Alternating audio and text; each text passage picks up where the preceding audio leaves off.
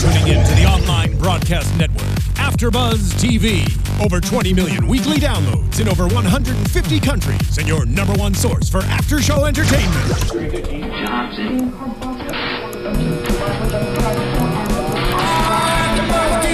AFTERBUZZ TV, the destination for TV superfans. Producing aftershows for over 300 of your favorite TV shows. Interviewing celebrities and showrunners. And bringing you behind-the-scenes exclusives. All thanks to E! Entertainment's Maria Menounos, producer Kevin Undergaro, and internet leader Akamai. Now, let the buzz begin!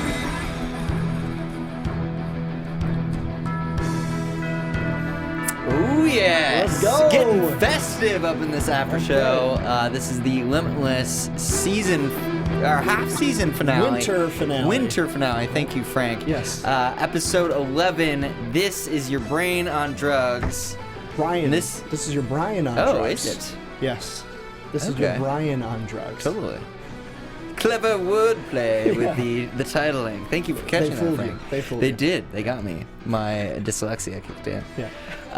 Well, I'm just so overwhelmed with the holiday jam that this is. Carol the Bells. Killed it. Well, yeah, it's the Limitless After Show. I'm your host, JB. You can follow me at Hey John Blake. Frank, as always, good to see you over there. Thank you very much, JB. Good to be here. You guys can find me on Twitter and Instagram at Let's Go Frank M. You changed your Twitter name.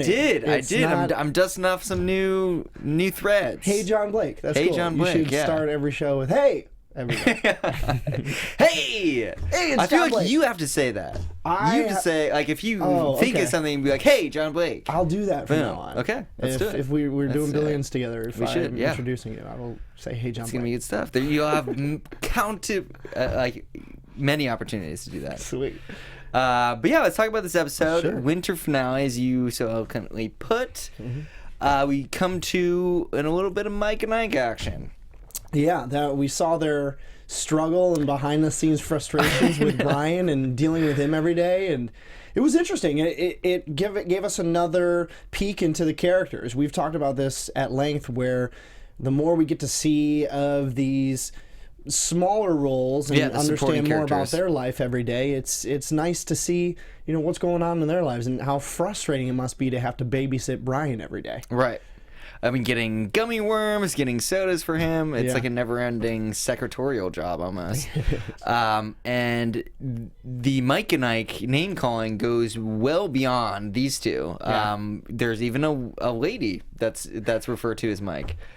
I didn't quite understand that part. I thought they were creating a fictional person to help with meditation. I totally didn't get all of that. Well, yeah, I mean, I didn't go really deep into it because I think it was just kind of a conversational thing that they were introing this show with. But, it just showed kind of how he doesn't really take a lot of the FBI into high respects in my mind. It's kind of just like, if he doesn't know you, you're either a Mike or an Ike. Yeah. And so that kind of built up kind of what Boyle, I guess, must be feeling, because I think he was sort of one of those now that they've come to more of a close-knit working relationship, Brian and Boyle. Yeah.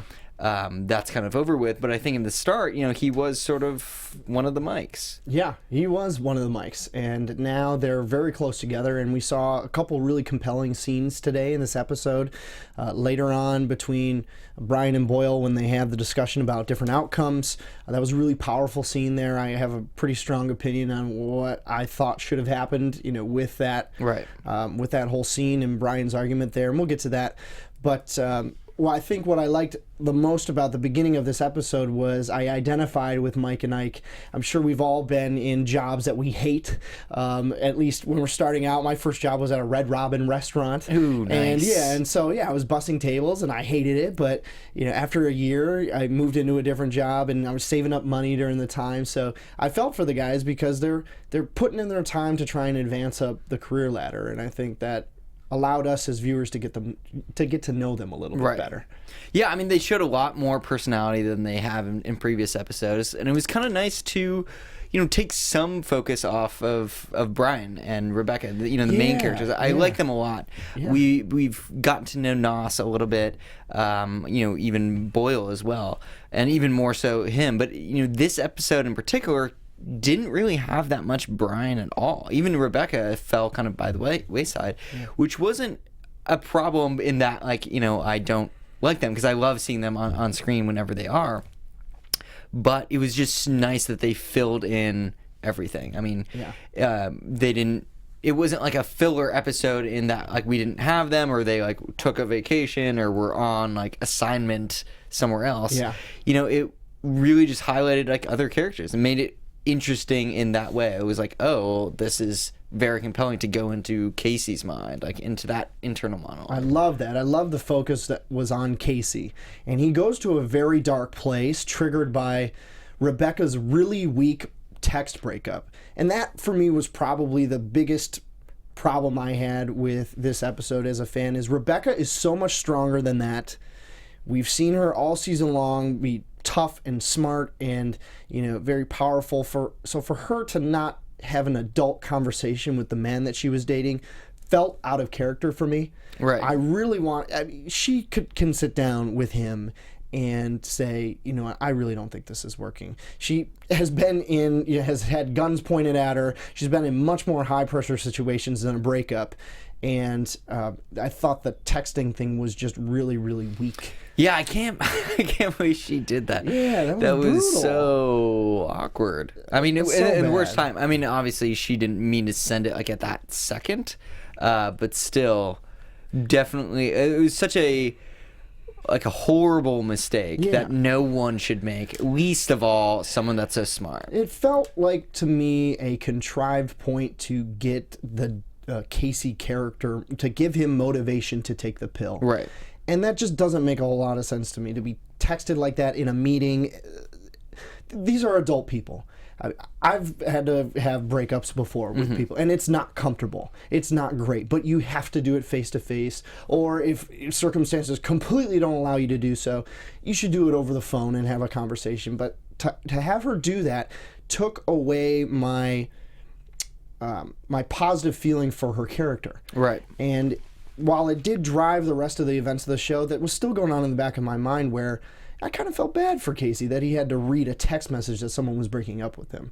That was tough. And right. I think we expect as viewers a little bit more from Rebecca than what we saw tonight. No, I agree. I mean, I think it was a great visual conduit to how that played out, and definitely made that meeting very awkward, which was funny. Yeah. But I agree with her. It did compromise Rebecca's character a little bit in the fact that she didn't think that through, and she was clumsy, and she definitely didn't handle that with the same type of grace and execution that she normally does. She normally does, and I loved this episode for the tension that was present all throughout. You're exactly right what you said before. It focused on Desmond and what was going on in his mind, and it created this momentum that I hadn't felt as a part of a Limitless episode all season long. But it was exciting to watch. I mean, it went by very quickly for me watching this episode. The events were really well timed and paced and directed and shot really, really well. I like that the most of any episode we've seen so far. But I thought for the Rebecca thing, and then I also thought, I know I'm jumping way ahead right now. No, totally. But I want to ask you, I'll throw you a question before I give you my Fire opinion away. on it and color you with my opinion. Should Boyle have shot Casey? Ooh, okay, so we're cats out of the bag. Let's do it. I think, yeah. I mean, he's trained in military tactics. Everything that he was assessing was, the threat levels. That's the situation he trains for, and he executed it the way he was taught, what he's told to do. And I think the problem is that he doesn't know, because he's never tried NZT, how much processing power you have, how long or how much thought happens between when the bullet leaves the gun and when it hits Casey. That. I love the fact that they slowed that down to really, show what it was like for him, because then we really get that he did have the time to think about everything was happening. He did have the time to make a decision to kill Brian and chose not to. So I think now that Boyle has stolen the NZT pill, if he does take it, maybe that will give him more of an appreciation for Brian and how much he can do. I think that Boyle sees Brian and he's like, well, I mean, like he said, he's not a negotiator. He shouldn't be relying on that. And when there is a hostage situation, the building is full of tear gas. Like, even though he subdued the other two guys, he doesn't know what a crazy guy is going to do on drugs with a gun. Yeah, I agree with you. I think Brian was way out of line showing up to Boyle's apartment telling him that he should have let him go.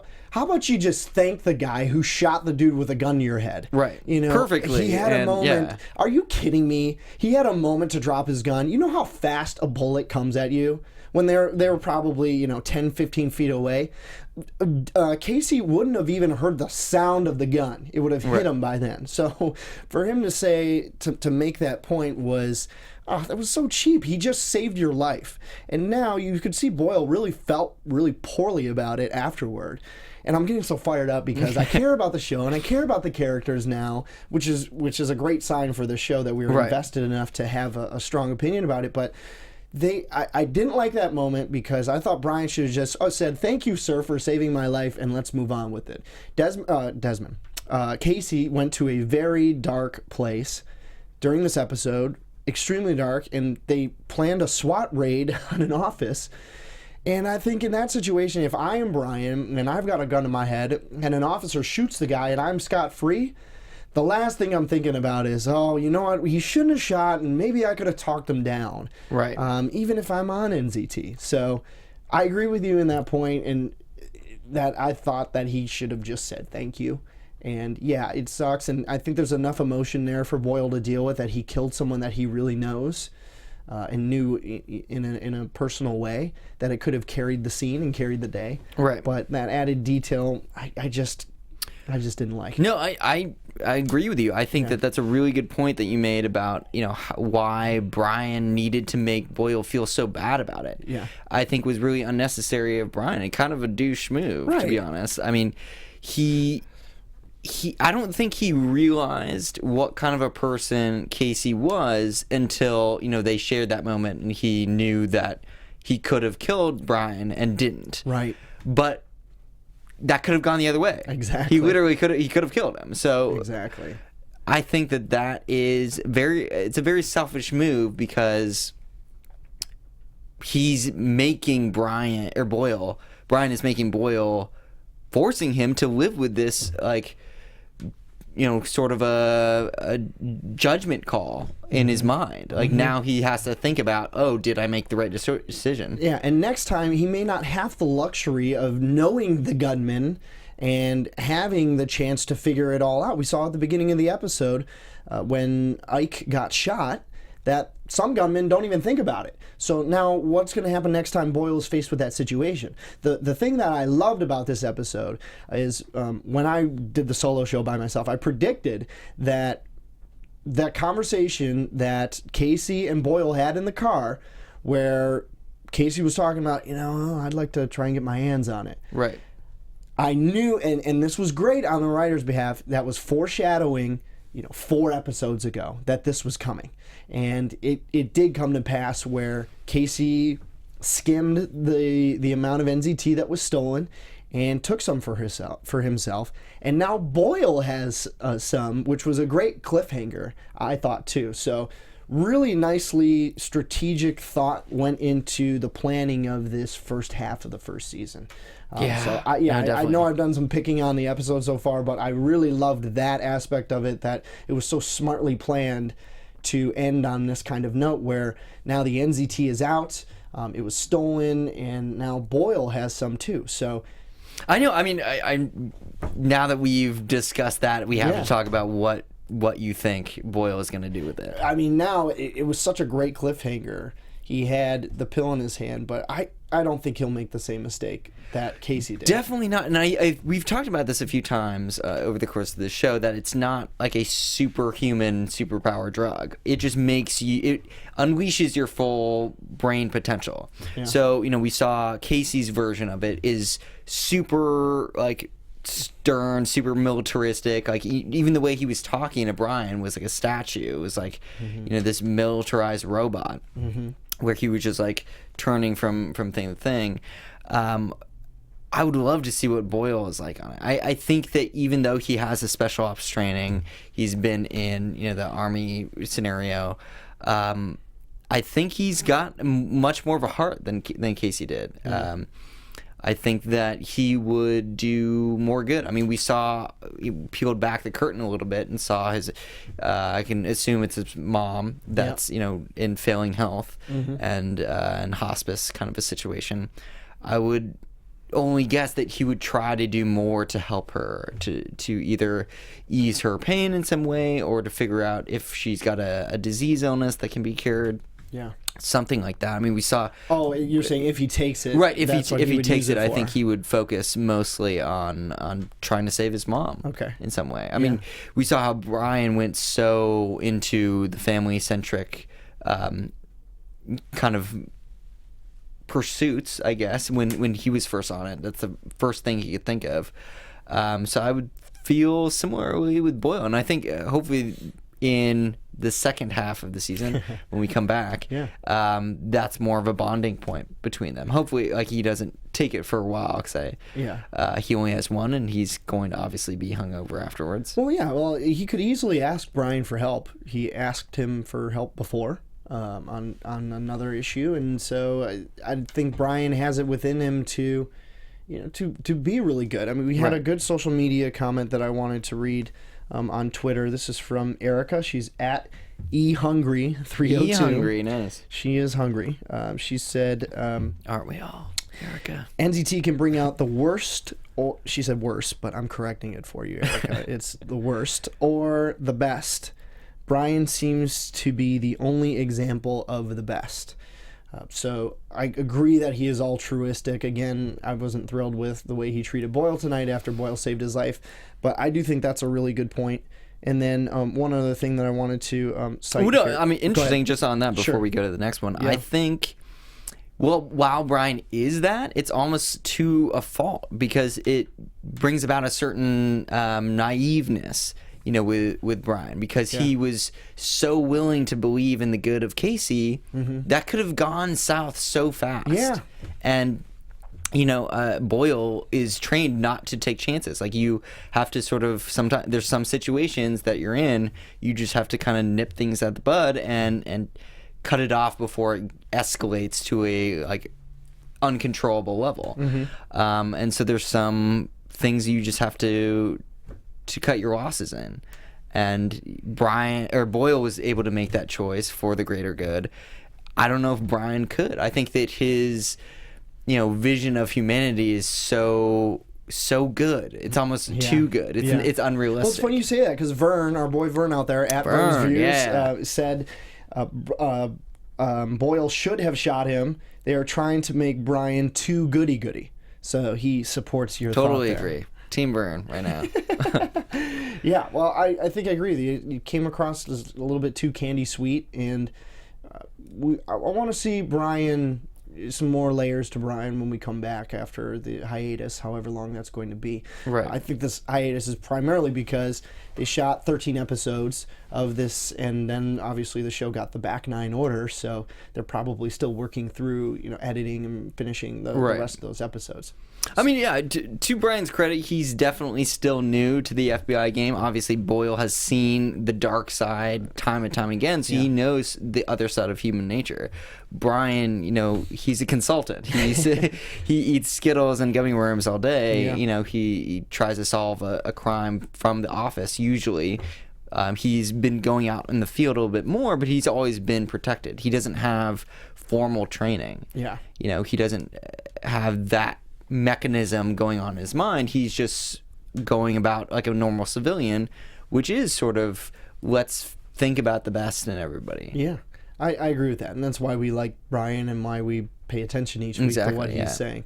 One thing I wanted to point out that I thought was kind of funny is, why does the FBI have 6,000 NZT pills sitting in one dispensary? Got a lot of I mean, stash. hello, like, put it in a more secure location. Yeah, with like one clerk person. Yeah, one clerk lady, probably to make sure there aren't too many people who know about it. Right. But there should be more security there. I mean, they have Absolutely. a retinal scanner, but it was apparently just some random guys who got in there, not even the FBI dudes. I thought at first, at the top of the episode, it was Casey who was in the... Right, more of a conspiracy. In the dispensary, but when he shot Ike, I thought, okay, no way, that's not him. And they showed in a later scene that he was in bed with Rebecca, right, as she's acting weird toward him, and he can't figure it out, and then gets his text message.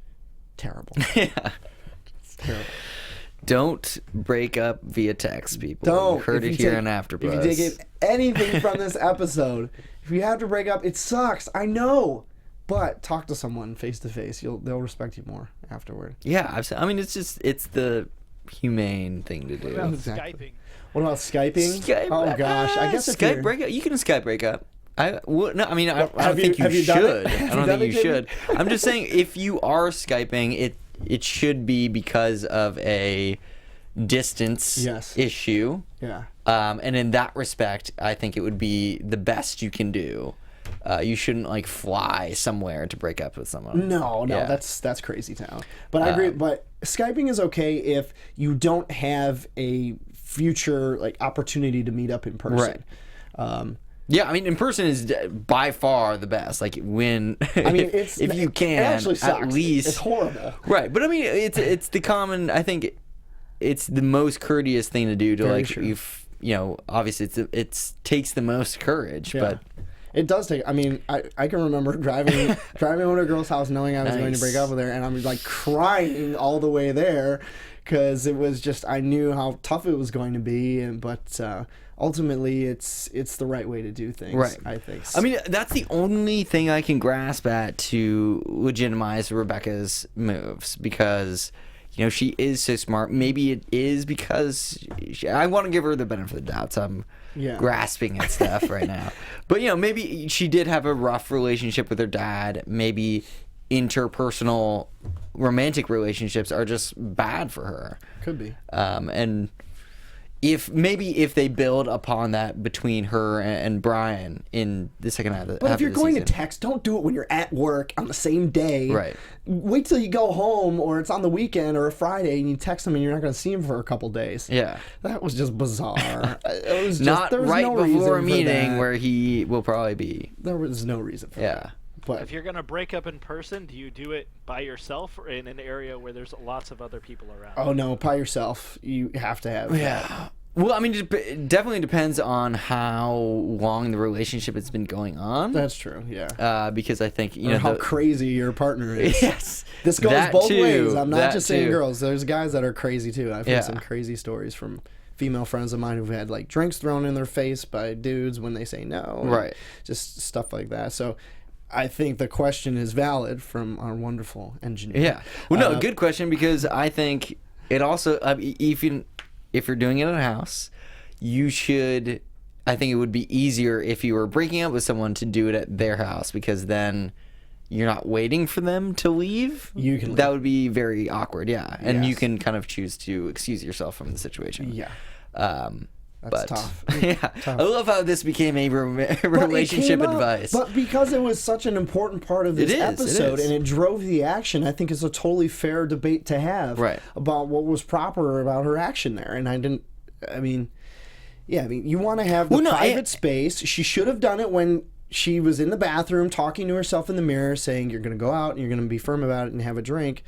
And she just couldn't do it. Dude, you know what? I think you're right, because that just fired me back up. Good, here we go. Onto the team. I agree. I think that because she handled it so poorly, just complete fumble, right at the worst time, that really solidified Casey's decision to do all that. Yes. Like he knew about it. He had talked to his guys. He's like, okay, we'll figure this out. But that was sort of the straw that broke the camel's back and made him take the pills with his colleagues. And you could see in his face when he looked at the text message and then he looked up right at her, and she just kind of like couldn't even look at him and was like looking all around, and I just felt so bad for him in that moment. Like, you deserve better than that, and you're grown-ups and you're coworkers too. So presumably you're going to keep seeing each other every day. So there should be some effort made on Rebecca's behalf to make sure this is okay. Right. Break up on a Friday and then come back Monday, and hopefully things are a little bit less raw when you come back into the CJC. Yeah. No, exactly. I'm surprised that it was so one-sided. Casey was obviously ready to go on an away weekend. Yeah. And she was just not feeling it at all, like since day one. Yeah. So I feel like if that was the case, she should have been more upfront about how it wasn't going anywhere or. Girls have subtle ways of making you know they're not happy. Right. So I thought maybe a more crafty way would have been when he's bringing up the weekend away like you're talking about. She could have said, no, I really don't feel like doing it. Right. Just those subtle, like, not saying anything but saying everything that women expect us guys to know what they're saying. But I think she could have been a little bit better about that. True. I mean, it kind of glossed over that part after he dropped the bomb about wanting to make it more serious and get out of town together. Yeah. So she could have dodged it in a similar way, but definitely not sending enough signals. Yes. Okay. Well, we beat this horse to death. We did. So yeah, I mean, back to Casey. They end up taking the pills because of Rebecca. Just blame Rebecca. Yep. And they go live their fantasies. Yeah. I'm surprised that they were able to do so much in the span of a night, because I thought Casey's was like, it was a fighting championship. So I don't know if he did the one that he was talking about. I assume not, because I don't think he'd have time to fly somewhere. Right. He wanted to go overseas, I think, and fight. Yeah, I think they lived sort of a smaller, doable version. The one Nick wanted to play in the NBA or something yes, and he ended up just playing on the street. Just playing street ball. And by the way, watching his basketball skills, it was still very much a white man playing basketball. Right, you should have dunked it. Yeah, should have dunked it. Yeah, he goes up for the layup and it's this really short finger roll. It's like, okay, whatever. It doesn't change your physical abilities. Yes. But really well acted by that whole crew. You could see the excitement in their eyes, and as we're all saying, when our very first week here, what we were asking our fans, and still people are submitting answers to this question: what would you do if you were on NZT? Yeah. And I actually had one other really good tweet I wanted to mention. This is from Melissa. I mentioned this to you while we were watching the show. Melissa's @Melissa D. Arnold. She says, I'm still on the no side of NCT, so she wouldn't take it, at least for me. # you do you. I love that. You do I'm you. gonna do me. I'm gonna do me. I will. And that's that. Thank you, Melissa. Melissa, very good tweet. Yeah. Funny. They definitely do them. Yeah. But it was interesting when they were playing basketball. There was that moment where at the end, Russ kind of makes a move on Nick and gets by him, and they're like, "Oh, what's going on? I guess I'm coming down from it." But I love that they tied that back into how he figured it out, how Nick kind of processed the information, even though they didn't take the extra step they would have with Brian and showed us how the process made him remember the smell of him. But it was kind of a cool explanation, and because they've done that so much in the past with Brian, I was able to kind of piece it together after watching it and sort of imagining him swooping by and then getting a whiff of what he smells like and having that memory trigger. I smelled that before one night.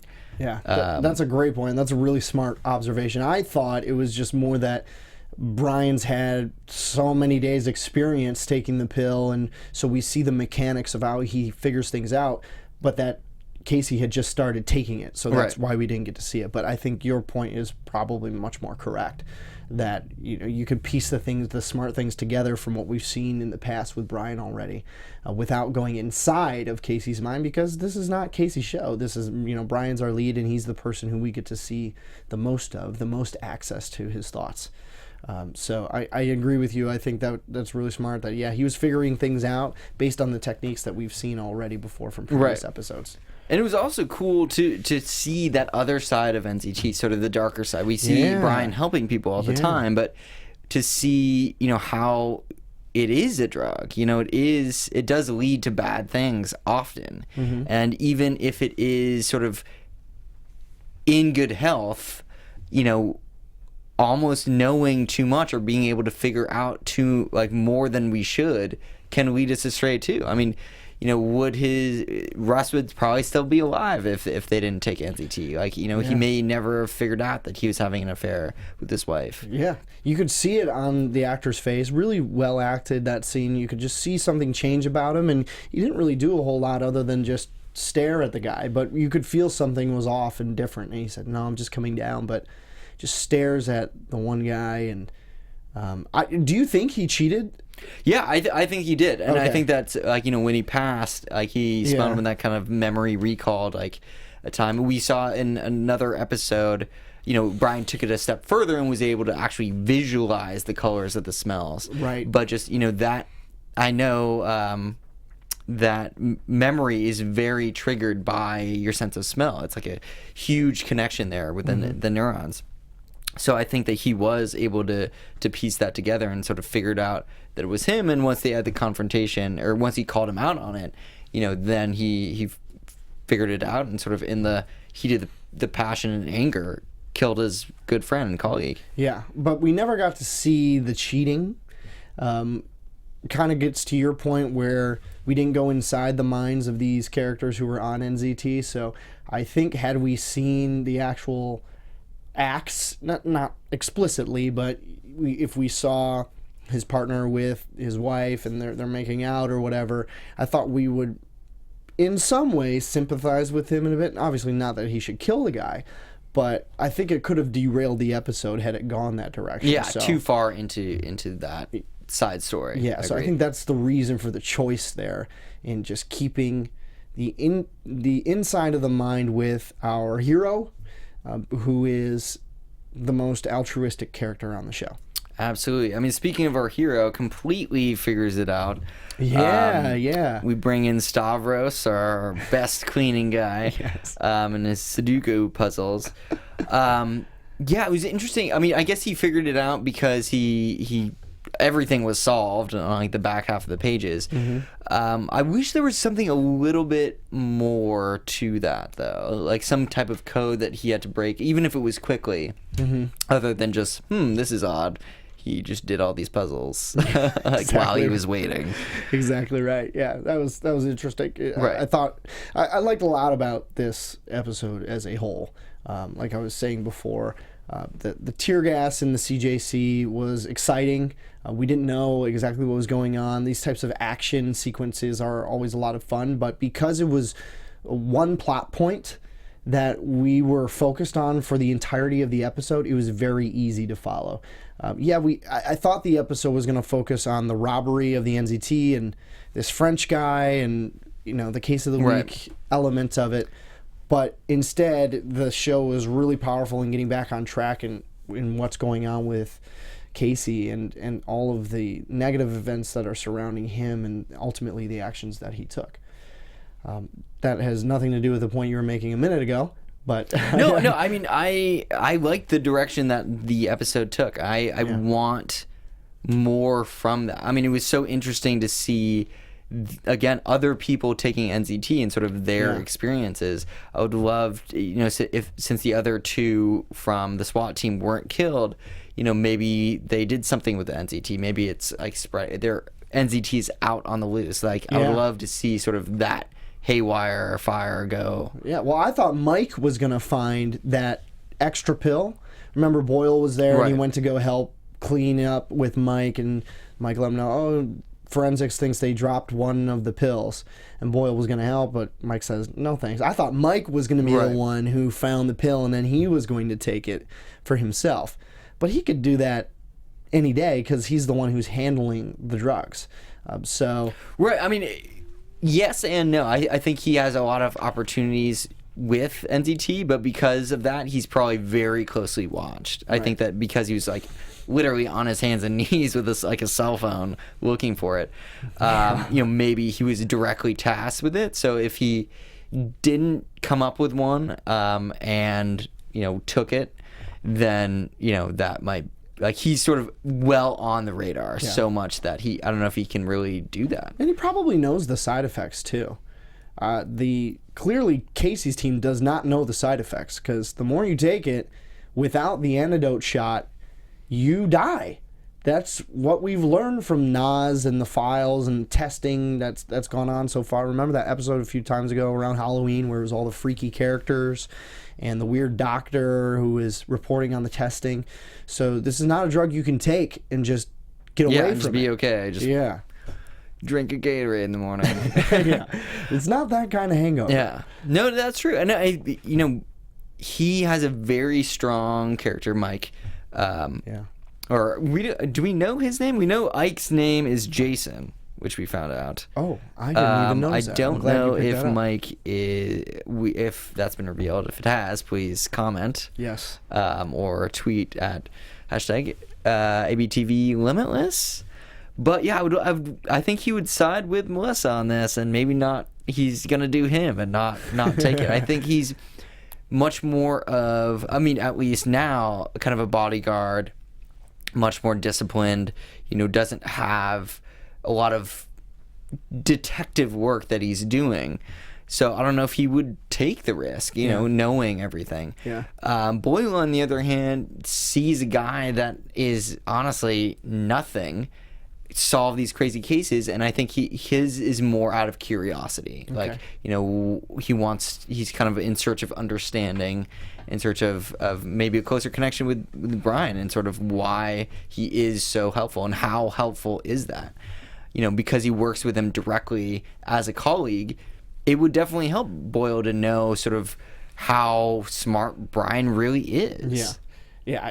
And the scene between them where they're discussing outcomes, Boyle gets frustrated with him. Is tell me what those are. I totally felt for Boyle there, and I thought the emotion was really very real and expertly handled by the actors and the director of this episode. There was nothing forced or fake about that scene. It was a true discussion between two people with opposing views about something that just happened between them. And I thought they both made their points within it. I obviously side with Boyle more than I do with Brian, but the acting was so solid in that scene that it really put a cherry on the top of the episode, and is going to keep us coming back for more after the winter hiatus. I know. It's going to be a bit of a break, which is sad, obviously. Mm-hmm. But, let's talk about next half of the season. Sure. Make some predictions. Oh, it's prediction time. It is. It is, okay. And now, your AFTERBUZZ TV predictions. So, my prediction is that Nas's daughter will come back. Ooh, nice. I can't believe we haven't seen her since that one episode. That is something I'm going to ask Doug Arniakowski about when he comes on. He's the co-executive producer of the show, and we've been communicating online. So he's going to come on in 2016 to our show. So nice. Yeah, that'll be a treat. If she is not back by then, I am going to ask him when she is coming back. What's the deal? That's Nas's daughter. Let's do it. Please, Limitless people, bring her back. She's amazing. She's a great person. No, I'm kidding. And yeah, but let's get Brian a girlfriend. Come on. I'm ready. I'm ready for it. That's what I'm predicting. Brian will get a girlfriend in 2016. And it will be Nas's daughter. Ooh, interesting. That's my prediction for the personal side of things. But moreover and more seriously, I think that we will get more of the Mora organization now. Now that the NZT is out into the world, 6,000 pills were stolen. Supposedly they are in evidence now and secure. But I think we're going to see a lot tighter control from the Mora organization moving forward. We haven't seen a lot of Mr. Sands lately. We haven't seen any of Bradley Cooper or Edward Mora, obviously, because he's out, doing movies. Yeah. But we could see more of them. Senator in the show. Let's bring that nurse back. Let's bring Mr. Sands back. Those are interesting characters for us to watch. So I think we're going to see a lot more of that crew. Now that what's really interesting about a back nine order for a series is that the crew, the cast crew, and the creative team get to see how the fans are reacting to the first set of episodes, which are all shot and done before they air. So now they can focus on the elements of the show that have been most interesting, that have resonated the most with the fans, and I think we're going to see an even better show when we come back in 2016. Yes. No, I'm very pleased that it got picked up for a full season. Yeah. I really look forward to more Limitless. Mm-hmm. I saw, since they eliminated Casey, kind of the boyfriend, I thought that they were kind of opening it up for maybe a Brecca ship action. Yeah. But I hope they don't. I hope they don't yet. I mean, I ultimately want them to get together, but I think the show would take an unnecessary turn this early to have like the main characters be also in a relationship, and we wouldn't get to find out as much stuff that I want to, like including the other characters and sort of exploring NZT and finding out more about Eddie Mora and his side of things and sort of what he's doing behind the scenes. Even if it doesn't involve Bradley Cooper, hopefully we get more of him. Yes. But I would love to see, his conglomerate at work. He is a senator, obviously, but he has this whole production happening behind the scenes. He's got henchmen. He's got, the antidote. Yeah. I'd love to see more of that and figure out what he's doing, even if it is sort of the invisible hand. I'd love to see what he's trying to do, what he's trying to accomplish. Yeah, absolutely agree with you, and I think that'll be, if the creative team gets a chance to incorporate that'll take this show to a whole new level. Oh, absolutely. But looking back on this first half of the season, go back. What was your favorite part? What was your favorite scene or moment for you? Or what sticks in your mind, the most about the first season or the first half of this first season in Limitless? That's a good question. I mean, I guess it's more just the comedy, that sticks out in my mind. Is sort of that makes it so much more enjoyable as a procedural show. It's not just like, let's have this on in the background. I mean, you can, but it's like, you're rewarded for paying attention. Yes. And I think it's the little things that they do. I mean, like the Brianisms, the off the wall random stuff that really make it it's like a treat to watch it, because I enjoy like spending time with this cast. Yeah. So I that more than anything sticks out than any one like element or storyline. Other than, the Bradley Cooper, Eddie Mora stuff, because obviously, I mean, it's an Academy Award nominated actor. Yeah. It's obviously going to be a better scene. Yeah, when he shows up. I'm going to answer my own question and just say that I thought the most powerful aspect of the show was the aspect of family being throughout the season. I thought some of the most compelling moments were between Brian and his dad, or Mr. Finch and Nas. That scene where they're on the park bench sticks out for me for its just quiet intensity. Yeah, I mean, there's a lot of family connections. Yeah. Even this episode, Boyle and his mom, Nas and the daughter, of course, can't forget that. Love her. And even Rebecca and her dad. It's sort of the link that she saved Brian's life, or didn't kill Brian. Because of that, the eye flare, which they brought back this episode, and sort of Brian seeing that in Casey, confirming it. Very interesting. Yeah, I'd love to explore that more. I kind of want to see Brian's siblings a little bit more. We saw his sister for a little bit, but I would love to see that interaction and sort of where he can take them with the NZT powers. Yeah, I agree with you. I think that'll be there are elements of the show that can put this really together and make this be a show that goes on for 5, 6, 7 seasons if it's handled correctly. And I think in the hands of this writing team, which, as you correctly point out, is really funny, they keep the pace up. There isn't really anything about this show that drags. Like, ooh, that was really slow. I've never thought of that about any of these episodes.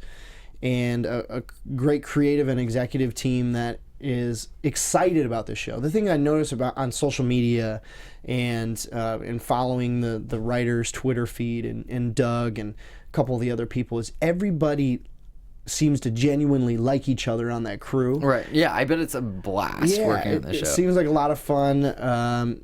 Jake McDorman says they barely can hold it together when they're on set because they're laughing so much and having so much fun, and that type of energy just breeds success. And for us as viewers, when we see our actors and you know, and the creative staff behind the scenes too having fun, then we're having fun. Oh yeah, too. it's infectious for sure. I mean, it's so much more enjoyable when you see actors that really, you know, have the synergy, that have the chemistry behind the scenes, because, you know, when they're enjoying it, it's impossible not to get like the contagious nature of enjoying it yourself. Like, you know, when people are having fun, it's like almost impossible not to. It's like including us in sort of the party. Yeah, absolutely. Fun show. Awesome. No, I'm really happy with how Limitless, like the first part of season 1, played out, and I hope we get more of the same. Yeah, absolutely. Nice. Well, fans out there, definitely tweet or comment about what you guys want to see in the second half of the first season after this winter break.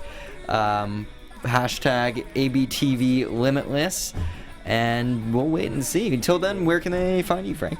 Guys, thanks for listening all season long. You can find me on Twitter and Instagram at Let's Go Frank M. Use that hashtag like JB said, ABTV Limitless.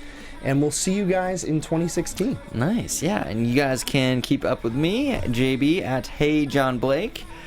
Remember that, Frank? Yeah. Shout that Hey out. John Blake. And we will see you guys when it returns in 2016. Merry Christmas, Happy Holidays, Happy New Year to everybody. Yes. From executive producers Maria Menounos, Kevin Undergaro, Phil Svitek, and the entire AfterBuzz TV staff, we would like to thank you for listening to the AfterBuzz TV network.